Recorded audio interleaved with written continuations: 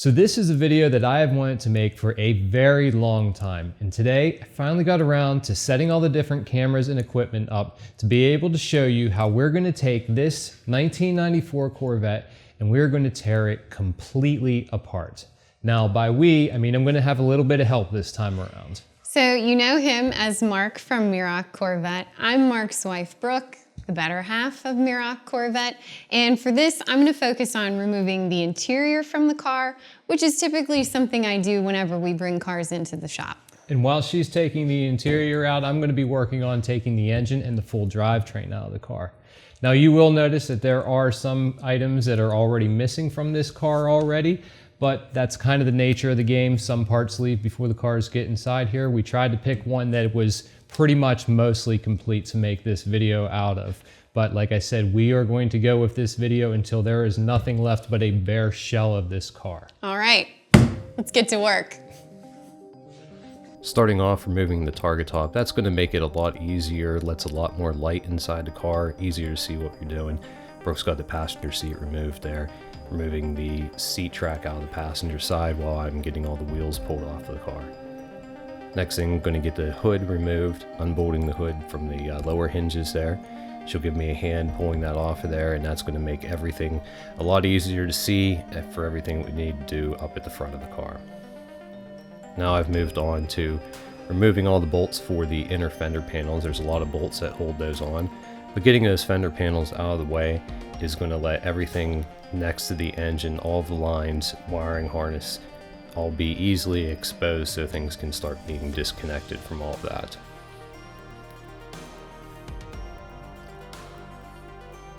Here I'm finishing up getting those front inner fender panels taken off the front, and Brooke has moved on to removing the seat belts from the inside.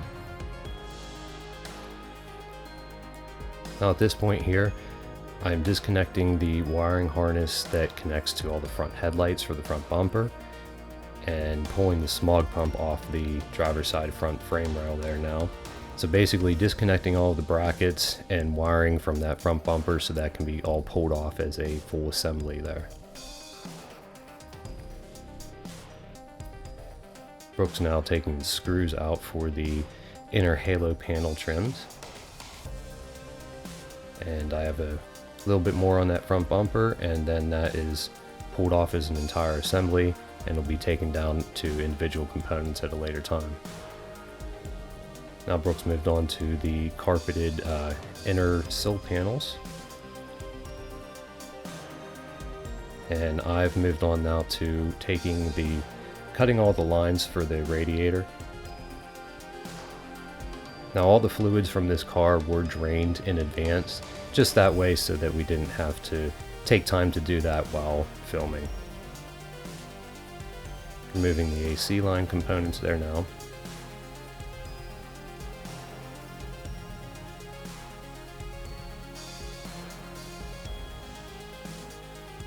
Now if everything disconnected from the radiator shroud, that's pulled out as one piece. Brooke's now working on taking center console items apart.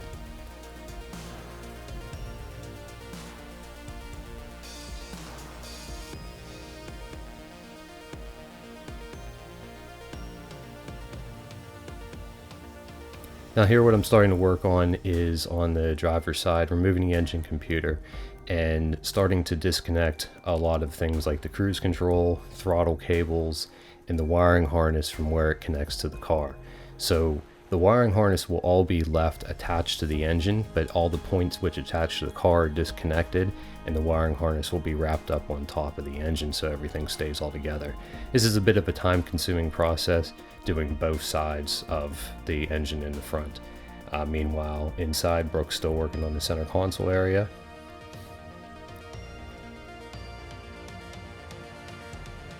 Now, one thing that I know will come up in a lot of the comments here is, oh, why don't you have a lift? And there's really two reasons for that. First off, the garage we're in, the ceiling height is not tall enough for a lift. But secondly, you'll notice how much we're inside and walking around the car. And if you did have these cars on a lift for doing this, it would really just impede the process. The posts would be in the way, and really you'll see as we go on that I do not spend much time under the car at all. everything is just at a nice workable height with the car on jack stands. It works out really well for us.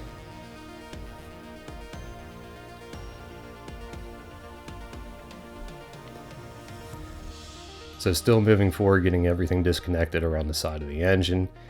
Brooks removing the lower trim panels from below the dash there now. And I think I just have everything about wrapped up around the side of the engine. You can see that wiring harness starting to be laid on top. And then we'll get to the point where we'll be moving underneath the car to start removing the exhaust. Now the exhausts are cut off the cars on all of them. Well, all that have stock exhausts. It's really just much faster to cut the exhaust off and scrap it rather than trying to take any of the bolts out. If a car does have a stainless steel, nice aftermarket exhaust, in that case it'll be saved, but generally easier to just cut it off and scrap it. Brooks removing the sun visors, getting everything to come down from the top of the windshield there. And I'm cutting the back of the exhaust, getting each of those mufflers down.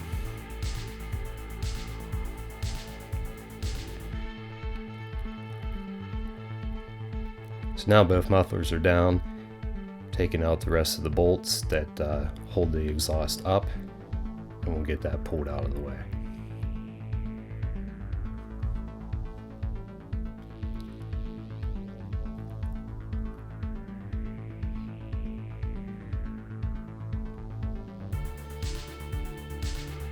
Now moving on to the back and removing the spare tire and the carrier, and while I'm under there also, I'll be disconnecting the bolts that hold the rear sway bar up to the frame of the car in the back.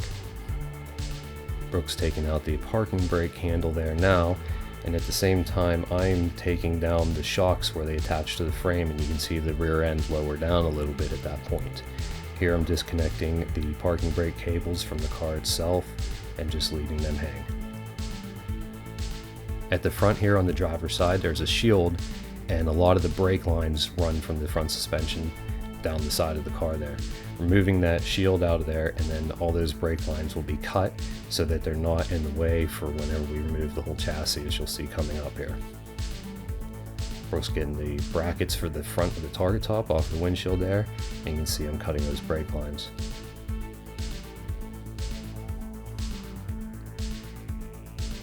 Now prior to doing all of this work, before the car is even taken apart, go through, test everything out, all the electronics, have a checklist that go down through, see what's working in the car, what's not working. We'll make notes of everything. I believe you can see there's a white sticker on the front windshield of the car where we have our notes written down of what pieces may have had problems prior to taking this car apart.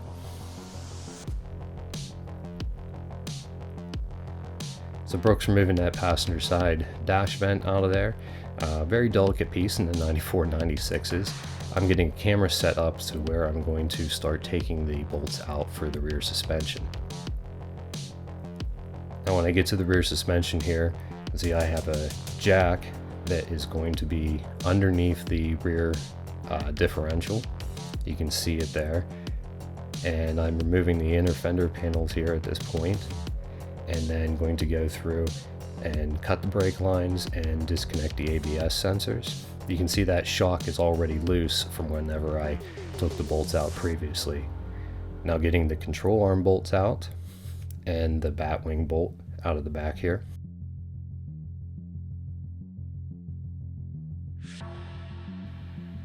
Now that suspension is all loose on the one side, and move over to the other side and do the same procedure. Once this is finished here, at this point, the rear end of the car will be only held up by the jack that's underneath the differential.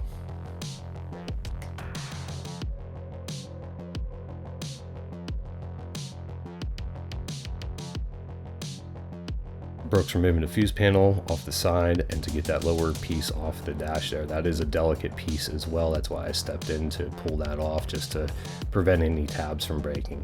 But that also needs to be taken off in advance there, as part of the engine wiring harness comes in through the firewall and connects to a lot of connectors underneath the fuse panel area. So have to get that out before the engine gets ready to come out.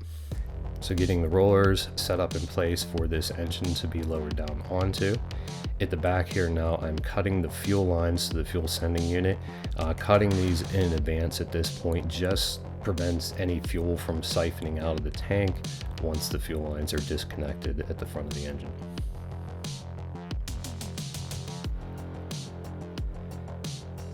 Here I'm disconnecting the clutch cylinder from the actual pedal and pulling that off and tucking it up on top of the engine with all the other wiring harness items.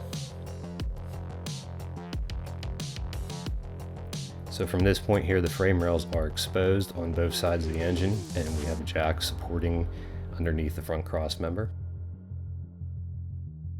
And here's the big part where the frame is cut just behind the control arms for the front suspension.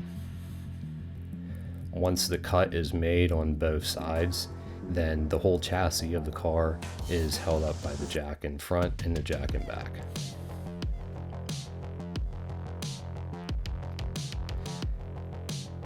Now I'm going to lower the front down just a little bit. At this point right here, it makes it easy to get in, disconnect the, or pull the wires through from the firewall that were underneath the dash below the fuse panel there.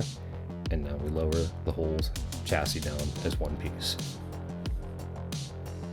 Now going under the car, what I'm doing is removing the bolts from the C-beam to the tail shaft of the transmission. Once these bolts are removed, then that'll basically separate the structure into two pieces. Put a third roller underneath the transmission, and when with the bolts out, it can be separated easily. And then the whole engine assembly rolled away. That'll be taken apart then later. And now the C-beam and drive shaft coming off of the rear differential.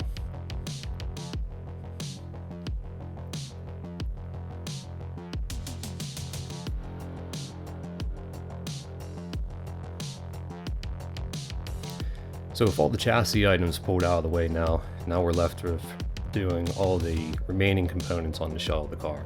So you can see there I'm starting on the passenger door, getting that door panel pulled off there. Brooke is in the back of the car. She is pulling off the rear latch for the window, and then she'll remove some other components back there, the rear storage tray latches. And you can see that where I am, I'm getting ready to disconnect the window from the regulator and pull the glass out and pull the window regulator out. Now Brooke has moved on to the driver's side door to do the same thing that I'm doing on the passenger side. So now disconnecting all the wires and everything from the inside of the door, removing the mirror, basically stripping that door down to a bare shell before it's removed from the body of the car.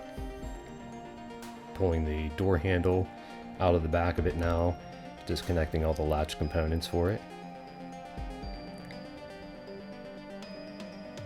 Now that it's a bare shell, take the bolts out, and we will pull that entire door off the car.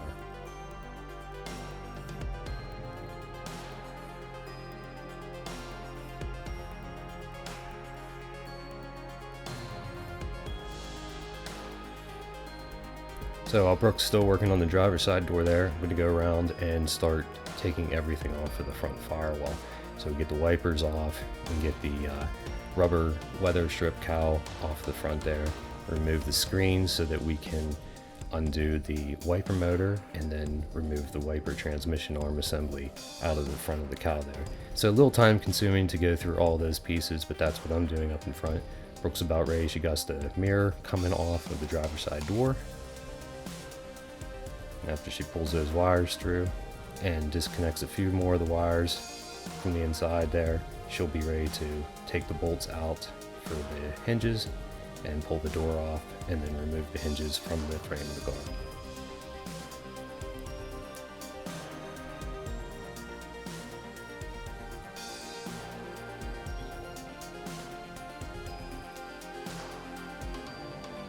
So Brooke's starting to take the bolts out, holding the dash top pad on. I'm working on the blower box on the front.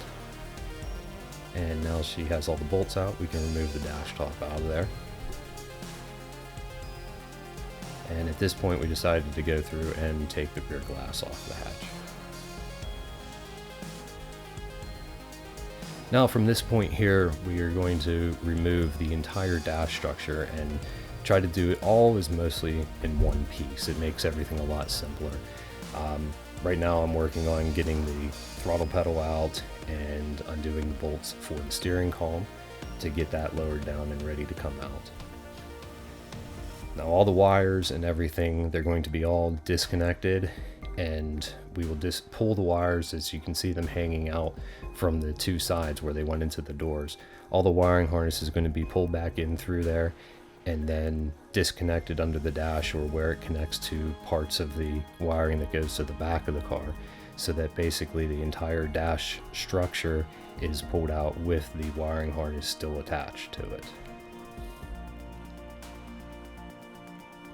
We've got the passenger side airbag out now, and this can be a little bit of a time-consuming process just to go through, get all the right bolts, right connections or disconnected, so that all comes out of the assembly.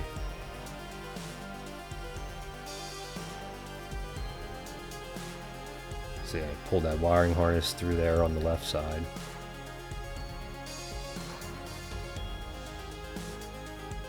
Just disconnecting all those different points.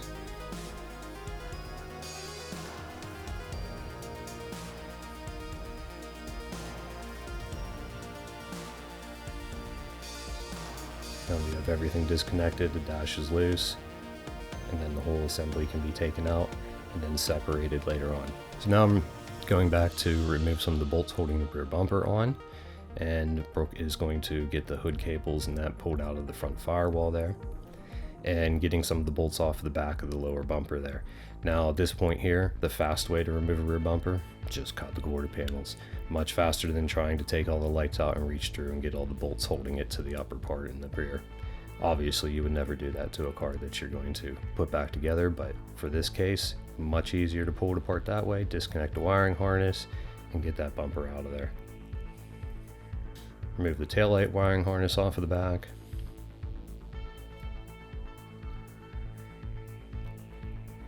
Brooke's now taking the radio CDM box, jack foam, and working on the ABS pump in the rear. And we have the gas tank and rear bumper support removed. Here I'm cutting out the throttle cable in the front. A very quick view of that. Much easier to get that by cutting rather than trying to do the bolt on the inside of the car. Removing the fuel lines. Just in the front section there. The rest of the fuel lines will not be saved.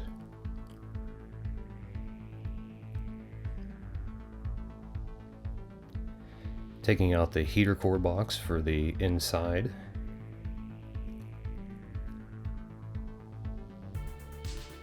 And a couple little pieces here, trim pieces and lower rocker on the one side. And there we have it.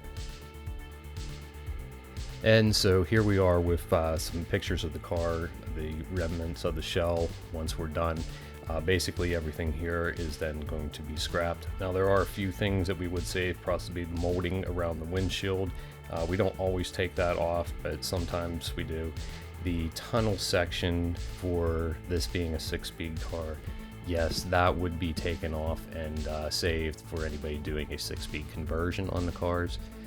The cutting of the rear quarter panels, yes, on a base car, that is the easiest way to get that bumper off faster. There's really no point in saving the back structure of that car being a base one, but if it was a ZR1, then that would be a different story. We definitely would not cut the quarter panels and take all the bolts out for the rear bumper the way you should.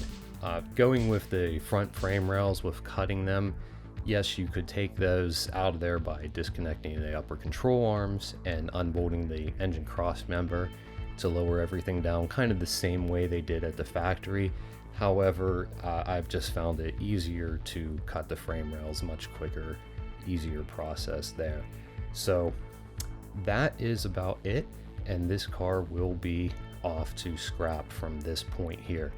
Now, if you need any parts or anything, check out our website, mirrockcorvette.com. This car in particular was parted a number of years ago. Recorded this video about maybe 2 years before I actually got this posted, just a lot of other things going on. So all parts from this car are gone by now, but check out our website, mirrockcorvette.com, for our store. We go through many cars and are trying to constantly update our inventory. Hope you enjoyed, and thank you for watching.